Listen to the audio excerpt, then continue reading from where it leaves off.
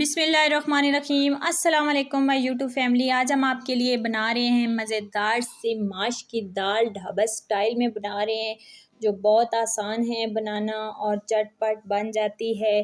तो शुरू करते हैं बनाना मज़ेदार सी माश की दाल।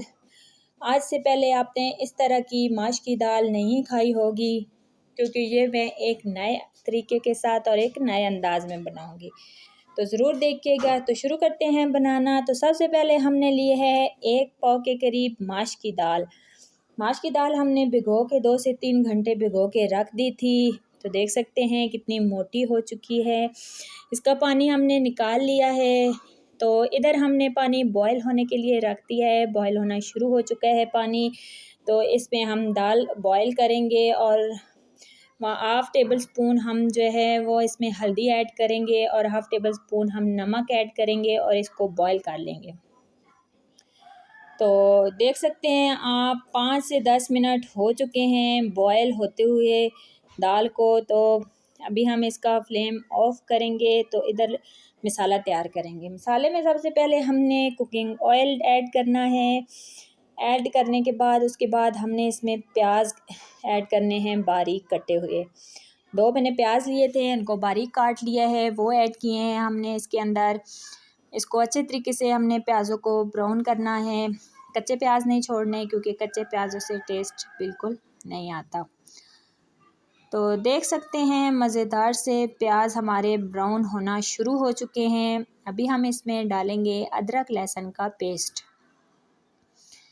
अदरक लहसुन का पेस्ट डाल के हम इसमें इसको मिक्स करेंगे, इसको भूनेंगे अच्छे तरीके से, ताकि कच्चापन ख़त्म हो जाए। जब अच्छे तरीके से ये 2 से 3 मिनट के लिए हम इसको भून लेंगे, तो फिर हम इसमें ऐड करेंगे टमाटर। टमाटर का मैंने छिलका रिमूव करके इसको छोटे छोटे क्यूब्स में काट लिया है। तो अभी हम इसको मुसलसल इसी तरह पकाएंगे, ताकि हमारे प्याज और टमाटर बिल्कुल गल हो जाए।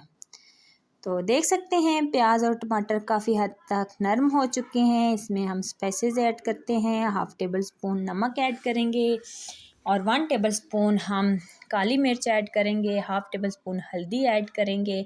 नमक हम हस्बे ज़रूरत ऐड करेंगे, क्योंकि नमक हमने आगे ऐड किया है। तो अच्छे तरीके से हम इसको भून लेंगे। सारा हमारा घी अलहदा हो चुका है, मसाला अलहदा है, और देख सकते हैं आप बिल्कुल हमारा मसाला भून के रेडी हो चुका है। अभी हम इसमें ऐड करेंगे बॉईल की हुई दाल, जिसमें इसका पानी भी साथ ही हम ऐड कर देंगे।